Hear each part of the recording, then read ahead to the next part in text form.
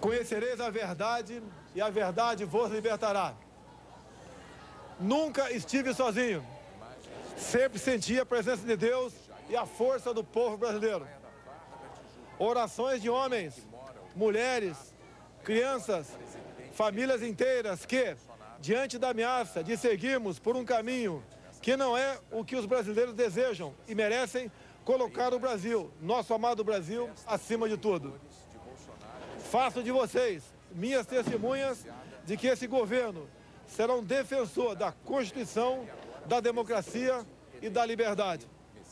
Isso é uma promessa, não de um partido. Não é a palavra vã de um homem, é um juramento a Deus. A verdade vai libertar este grande país. E a liberdade vai nos transformar em uma grande nação. A verdade foi o farol que nos guiou até aqui e que vai seguir iluminando o nosso caminho. O que ocorreu hoje nas urnas não foi a vitória de um partido, mas a celebração de un país pela liberdad.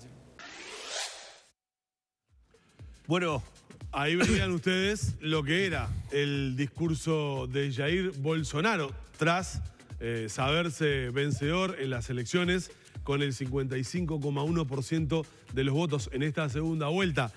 Y será nuestro querido Álvaro Padrón, analista internacional, quien logre explicar este fenómeno Jair Bolsonaro. Álvaro, ¿cómo andás? ¿Qué tal? Bien. Bueno, no me pongas esa presión. Multicausal, supongo que será la respuesta. Habemos Bolsonaro, ¿no? Y aquí hay que... No, yo creo que ya no importa mucho las cifras. Finalmente, al final de esta segunda vuelta aparecía un cierto repunte. Termina siendo un poco menor la diferencia de lo que se estimó al principio, 10 puntos, pero... En fin, yo creo que todo eso ya es parte de las anécdotas.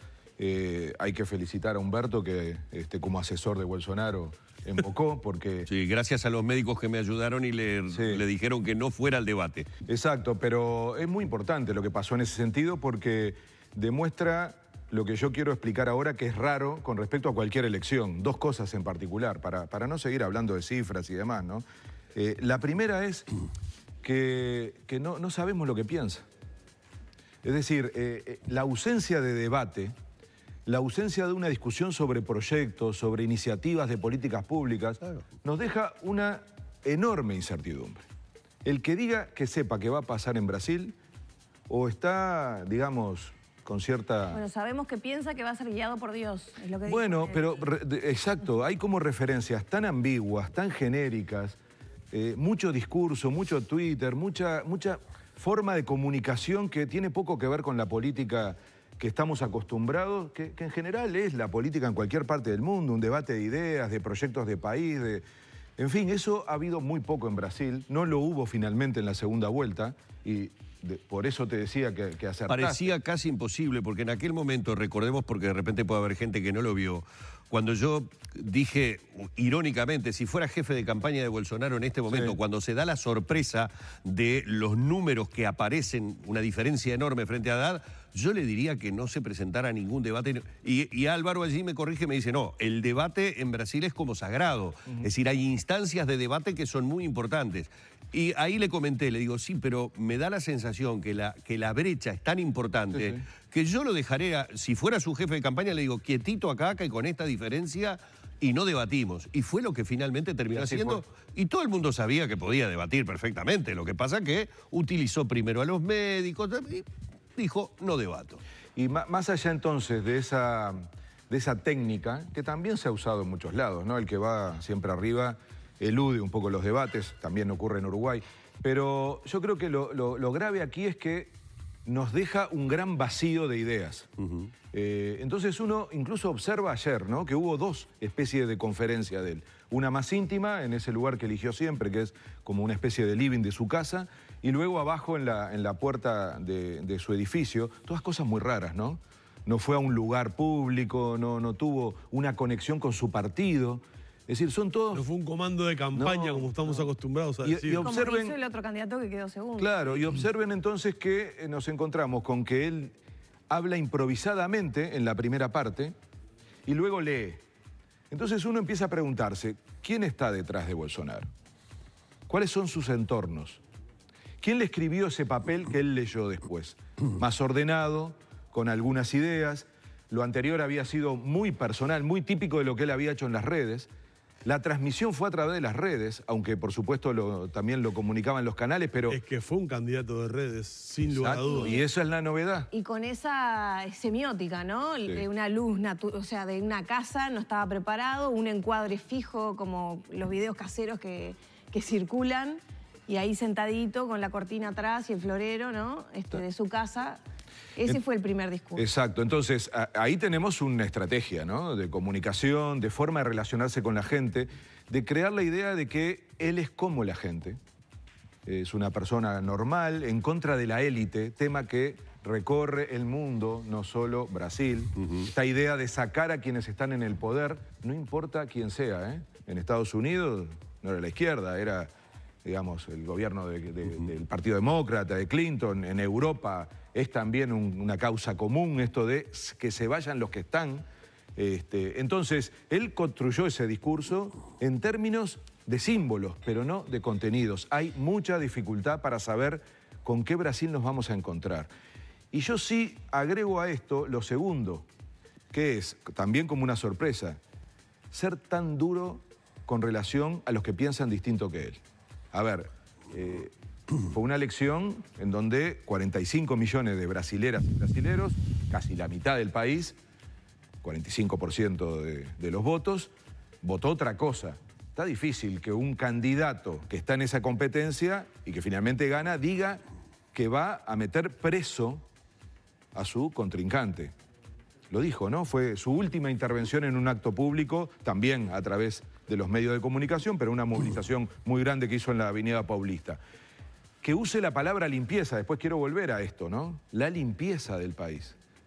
Un término complejo. Entonces, miren qué combinación. No sabemos lo que piensa en términos de políticas públicas, económica, política exterior, que nos involucra mucho, papel del Estado, papel de los militares, política en general, algo de seguridad sí ha dicho, pero al mismo tiempo sí sabemos que se refiere a sus contrincantes o a los que piensan distinto de una manera muy dura, muy dura. Entonces, hay como una certeza de una forma de actuar en términos de la democracia, la tolerancia, y sin embargo hay enormes dudas sobre qué proyecto de país va a impulsar Bolsonaro. Entonces, ya tenemos algunos datos, ¿no? Porque en las últimas horas habló el nuevo ministro de Economía de Brasil, Guedes, quien anunció que Brasil no tiene como prioridad el Mercosur, ¿no? Que es una prisión cognitiva y que no ha servido para mucho y que primero que nada es, lo informa a esta hora subrayado, allí lo vemos,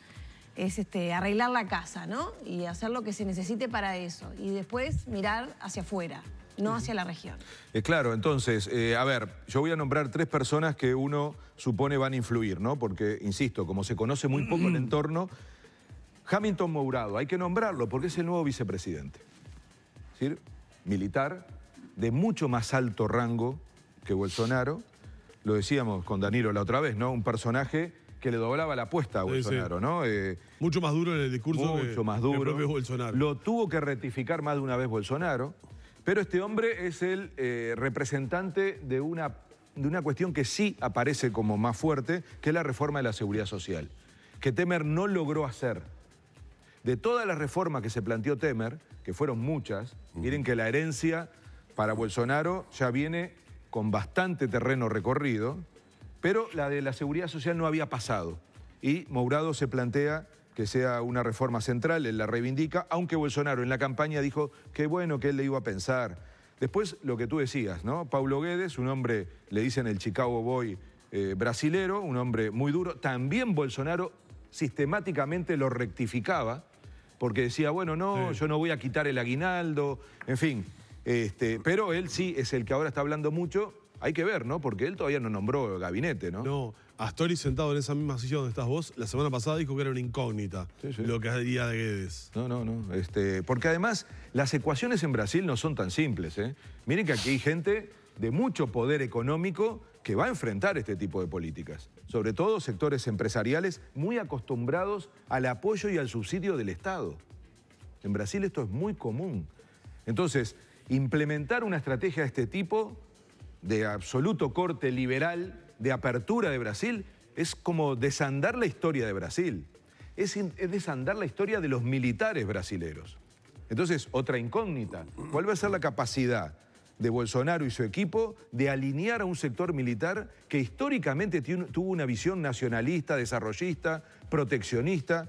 Hay que ver, Gustavo Bebiano, presidente del partido de Bolsonaro. En Brasil los partidos son muy relativos, Sí, ¿no? aparecen y desaparecen como, Sí. como quien come una hamburguesa. Pero este hombre es el presidente del partido que acaba de ganar, ¿no? Del candidato que acaba de ganar. Recordemos que luego viene una gran fragmentación parlamentaria.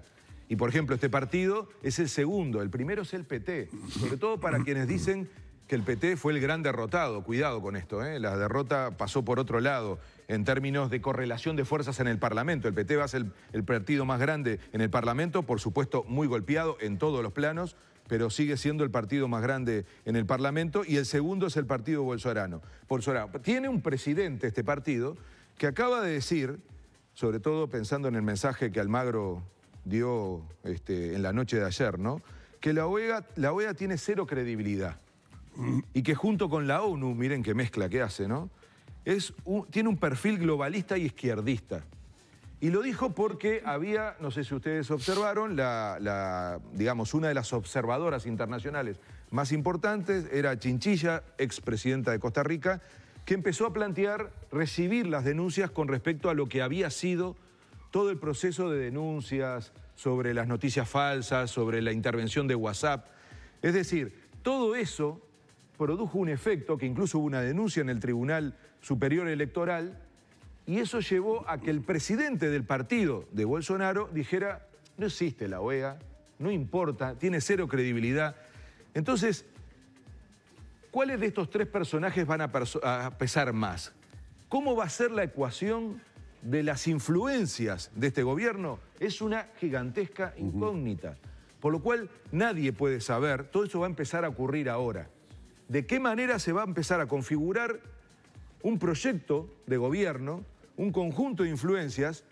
Puedo agregar lo que siempre dijimos, ¿no? La influencia del sector empresarial, sobre todo vinculado a los sectores agrícolas, lo que se llama en Brasil la bancada ruralista.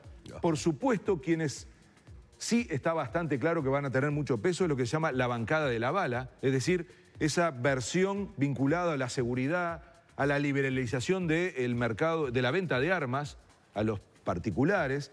Por supuesto que sabemos que va a tener mucho peso la bancada de la Biblia, es decir, el sector de la iglesia evangelista al que Bolsonaro le debe mucho en términos electorales y también en su imagen permanente. Yo diría que si hay algo absolutamente central en sus discursos, tanto el escrito como el que hizo improvisado, es su vínculo con la religión. Mencionó a Dios 7 veces. Es más, Para un país extremadamente creyente. por supuesto, pero muy diverso, ¿eh? Sí. Muy diverso. Entonces, estamos frente a la influencia más fuerte de la iglesia evangélica pentecostal.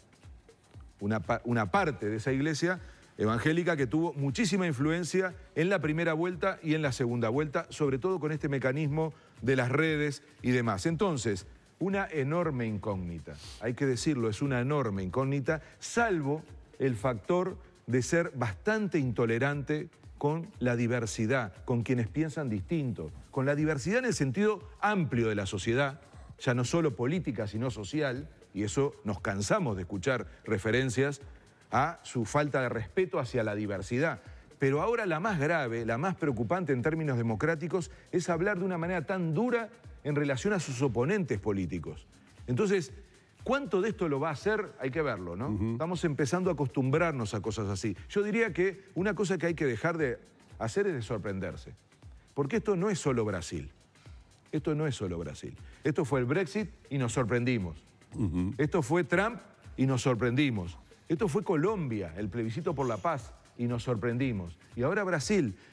Nos sorprendemos del comportamiento del electorado pensando en ciertas categorías que creemos como establecidas con respecto a la democracia, a la tolerancia, y vemos que empiezan a aparecer líderes que tienen algunos elementos, lo decíamos Lorena la otra vez, ¿no? En primer lugar, el descrédito de la política, algo muy grave, de la política y de los partidos, que tiene que ver con la imagen de la corrupción. En Brasil Es absolutamente claro esto. Ahora, digámoslo con claridad, Bolsonaro no es un outsider, es un hombre de la política brasilera, 28 años diputado. Si todo el sistema político brasilero ha sido claramente involucrado con la corrupción, todo, absolutamente todo, Bolsonaro es parte del sistema político. Es muy raro cómo logró separarse de esa imagen. ¿Y es un voto positivo o un voto negativo al PT? Buen punto. Es un voto positivo a todo el sistema político y también al PT. Pero esto es muy importante. Fíjense en que en Europa se está estudiando, en este momento, sobre todo por el resultado electoral de los últimos 10 años en la mayoría de los países, que no tiene mucho que ver con la derecha y con la izquierda. Es un voto donde el 70% de la población vota en contra y no a favor.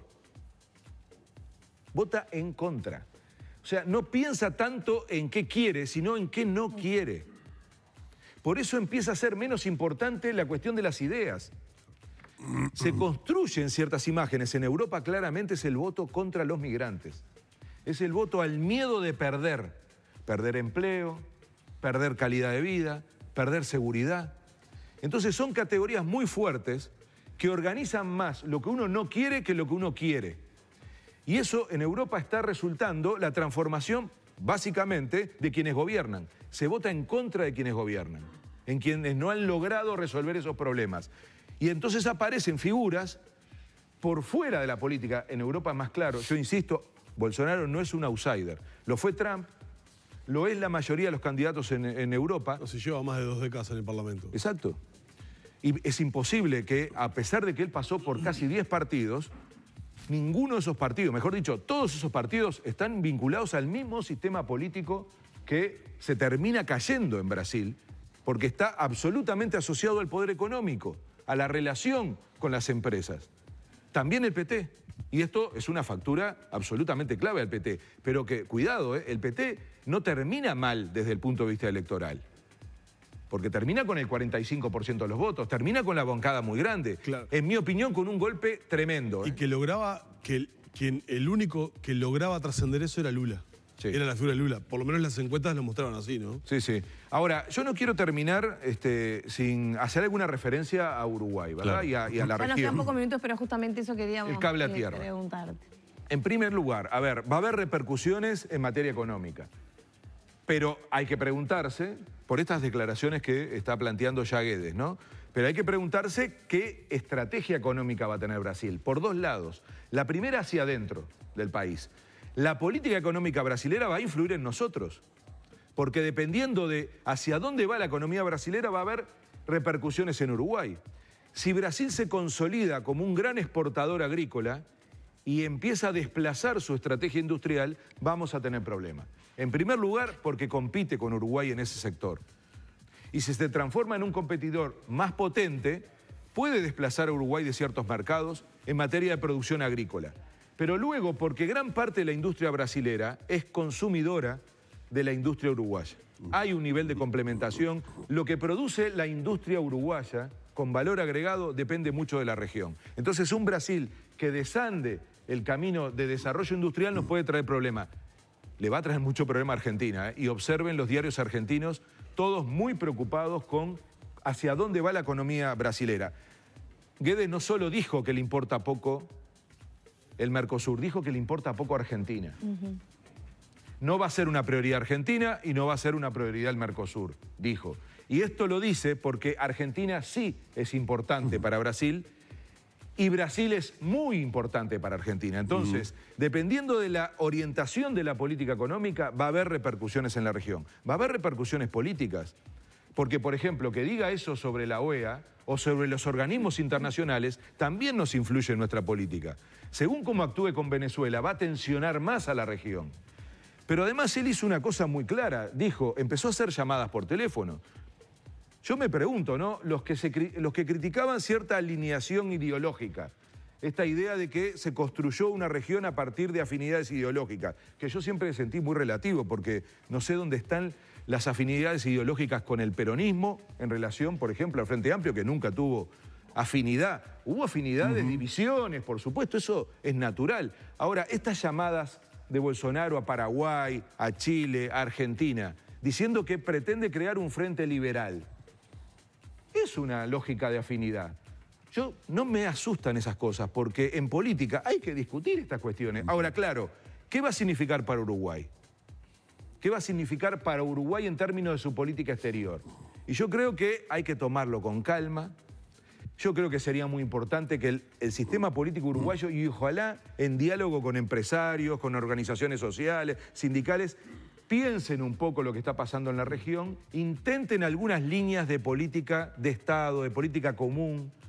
Es muy importante que tengan además un valor democrático, una visión sobre cómo también defender nuestras instituciones. Cuidado con contaminarnos, con contagiarnos de la polarización que hay en América Latina, la polarización en Venezuela, en Nicaragua, ahora en Brasil, en Argentina, que va a estar durísimo, va a ser un verano muy caliente en Argentina, y nosotros tenemos que pensar un poco más en clave democrática. Estamos cerca del 27 de noviembre, el Río de Libertad, que unió a los uruguayos y a las uruguayas, y esto no estoy diciendo que no tiene que haber discusiones, pluralidad, la elección es eso, pero cuidado porque lo de Brasil nos trae vientos complejos. Cuestionamiento al sistema político, a la democracia, a los partidos. No existe la democracia sin partidos. En Uruguay eso lo tenemos que conservar y yo creo que eso es muy importante. Quiero Vázquez todavía no saludó a Bolsonaro y eso... Seguramente ocurrirá hoy en el Consejo de Ministros. Yo creo que va a haber una reacción tradicional de Estado. Me importa mucho más el clima interno, ¿eh? Porque a Bolsonaro no le va a importar mucho lo que diga Uruguay. No le mueve la aguja. Y si no, claramente. Y más con su estilo. Pero acá está dando de comer la demora en el saludo, ¿no? Yo creo que entonces lo que debería... Las redes sociales... Pero lo que deberíamos hacer es cuidar el clima interno. Eso es más importante que cómo nos mire Brasil. Nosotros tenemos que cuidar la democracia que está en riesgo en el planeta. Y Uruguay hace la diferencia. Miren, voy a decir algo que no se está diciendo en ningún lado. Es muy probable que este efecto en Brasil lleve a que muchas instituciones, yo conozco ya 14 instituciones internacionales que consultaron para salir de Brasil y venir a Uruguay. Y les adelanto que va a haber muchas personas haciéndose esa opción. Entonces, así como está pasando con cubanos, con venezolanos, va a pasar con brasileros. Nosotros vamos a tener que pensar seriamente en ser receptivos a personas que no se van a sentir capaces de mantener su vida, su proyecto de vida en Brasil. Incluso probablemente personas que empiecen a ser amenazadas. En algunos casos, por aspectos vinculados al Estado, porque se acaba de definir un criterio sobre criminalización de organizaciones, que va a ser muy complejo, pero también va a haber personas que se sientan con miedo en relación a lo que pasa en la calle. Hay mucha violencia política, mucha intolerancia en Brasil. Y estamos hablando de 200 millones de personas, 47 millones de personas que votaron otra cosa. Entonces, esto no lo está diciendo nadie, lo digo hoy aquí, preparémonos para una posibilidad cierta de pedido de refugio, de iniciativas de organizaciones e instituciones internacionales que van a decir Uruguay es el único país que mantiene un conjunto de criterios democráticos capaces de ser tolerantes con ciertos enfoques de organizaciones. Decir que la OEA, esta OEA de hoy, es una organización izquierdista, globalista, eso lo dijo el presidente del partido que acaba de ganar en Brasil. Entonces, nosotros tenemos que abrir nuestras puertas, defender lo que tenemos aquí en Uruguay, que es una democracia de calidad, un sistema político de partidos creíbles que no son corruptos. Hay casos de corrupción, pero el sistema político uruguayo no es corrupto, no es el brasilero. Nosotros no tenemos la situación de Venezuela, de Nicaragua y de Brasil. Entonces, a pocos días del 27 de noviembre, del Río de Libertad, que nos permitió recuperar la democracia, creo que lo de Brasil nos tiene que llamar a defender lo que hemos construido entre todas y todos, y, obviamente, pensar cómo nos vamos a relacionar con ese país. ¿Cómo nos vamos a relacionar como lo hicimos cuando entramos al Mercosur? Yo vengo de esa experiencia. Y cómo lo hicimos con una gran concertación nacional. Ahora, para pensar un cambio radical en la región, donde va a haber más nacionalismo, más proteccionismo de parte de Brasil, más encierro, menos integración, recuperemos un debate democrático en donde salgamos con ideas conjuntas para ver cómo se para este país y cómo sobre todo consolida la democracia en un año electoral donde lo que tenemos que decirle a la gente es eso, que cuide la democracia, que se involucre, que no nos enfrentemos tanto con tanta violencia como ocurre en las redes. Y bueno, espero que eso nos sirva de lección con lo que tenemos del otro lado de la frontera. Seguramente estaremos en estos próximos días nuevamente convocando a Álvaro Padrón en la medida que se le empiecen a ver también las patas a la sota dentro de tantas incógnitas como nos estaba planteando. Hoy agradecerte mucho, Álvaro, tu presencia en la mañana de Arriba Gente. Gracias a ustedes.